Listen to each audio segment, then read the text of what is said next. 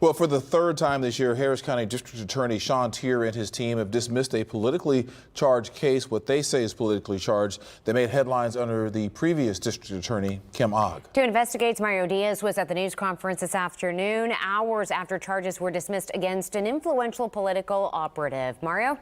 And Danny, when it comes to operatives, this one might be the most well-known among Democrats and Republicans in Harris County. I want to commend Sean Teare for dismissing my criminal case and ensuring that justice was done. Dr. Stephen Hotze, one of the most prominent Republican donors in the greater Houston area, expressing praise to Democratic Harris County District Attorney Sean Teare for dismissing the felony cases he was charged with under former DA Kim Ogg. For the last 4 years, Kim Ogg has waged lawfare against me because of my efforts to ensure voter integrity in Harris County, and I thank God that today I was vindicated.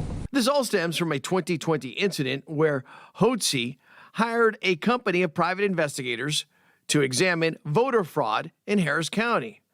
Allegedly, one of those investigators was involved in a traffic incident with an air conditioning repairman and pulled a gun on him, believing that the repairman actually was part of a voter fraud operation and hauling hundreds of thousands of fake ballots. Hotze, who was nowhere near the incident, was charged with multiple felonies by Ogg, facing the potential of life in prison. I have no regrets in my efforts to stop vote fraud in Harris County, and I am committed to continue to do that, and I'm just getting fired up. Another person who was fired up, his attorney and longtime friend, Jared Woodfill. The way they handled this case was outrageous. Woodfill says this was not about whether or not a crime was committed, but rather a case of the weaponization of the district attorney's office. There was one goal and one goal alone in mind when pursuing this case, and that was to target a political opponent.